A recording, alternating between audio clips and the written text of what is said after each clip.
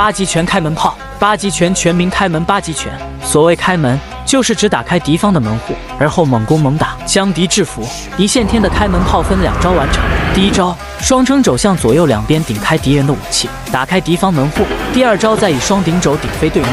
八极拳号称你进我也进，你退我还进，打的就是一个强势。我们看对方2人即使持武器正面攻来，一线天也毫无顾忌，直接就是正面上前硬刚。一招开门炮联手带攻，刚猛爆裂的味道在这场飘盆大雨中漫开。转身挑肘，扣肘，弓步靠肘。肘法的作用始终贯穿在八极拳的实战打斗中。八极拳讲究有手就有肘，输手不输肘。后撩腿，后撩腿又称撅子腿、鸳鸯腿，是北派武术独特的腿技。撅子腿要以膝关节为轴，以小腿带动脚向后上方倒踢，脚尖勾起，力打脚跟，易造成对手麻痹大意，上当受骗。一名顶级的高手在搏斗的时候，绝不仅仅只会一家门派功夫。虽然一线天主修八极拳，但是根据不同的环境使用不同的武功是一名顶级高手的基本素质。截腕腋肘，后撩腿，搓踢。搓踢是八极拳的经典腿法，隐蔽且具有杀伤力，常常攻击对手的迎面骨，对对手造成严重的伤害破坏。猛虎硬爬山，八极拳有8大杀招：阎王甩手、霸王折将、迎门3不顾、迎风朝阳手、立地通天炮、左右硬开门、黄莺双抱爪、猛虎硬爬山。如今虽然八极拳流派众多，8大杀招各有变化，但是基本都是大同小异。而猛虎硬爬山这一招更是八极拳第5代传人李书文的拿手绝招，他曾用这招名震武林。此招一出，对手非死即伤，堪称一击必杀。是猛虎硬爬山。李书文曾说，吴一生只用半招猛虎硬爬山，对手人就不行了，后半招从来没机会用，可见猛虎硬爬山的威力之猛。搓踢，猛虎硬爬山，后蹬腿，截腕搓踢，缠臂绷肘。这一招就涉及到了八极拳的2个理论。第一个理论6大开理论，所谓6大开，就是6种打开对方防守架势的方法，包括顶、抱、单、提、跨、缠这6法。例如一线天开局的开门炮就用到了顶字诀，挑肘和扣肘用到了单字诀，进步靠肘用到了跨字诀，后撩腿用到了提字诀。如今的这一招缠臂绷肘用到了缠字诀和抱字诀。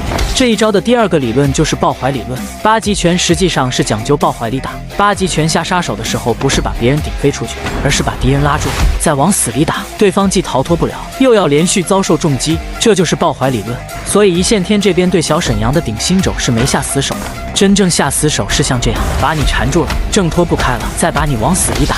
后踹腿，这位兄弟实惨，还在一直被蹂躏。绷肘撞胸，挑肘击打下巴。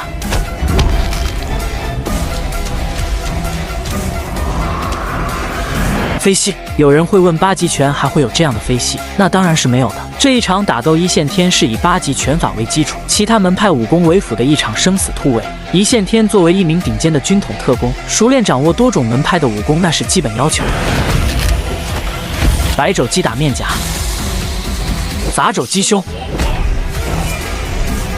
二郎单山，乌龙摆尾。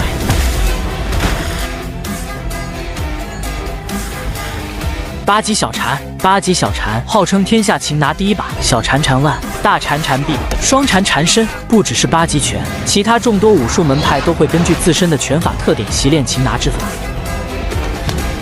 劈掌撞胸，左右硬开门。何为硬开门？就是不管对方作何防守架势，我就是一肘强开，打的就是一个狂妄迅猛，毫无顾忌。右后肘击打齿神经，左后肘击肋，下杂肘击背。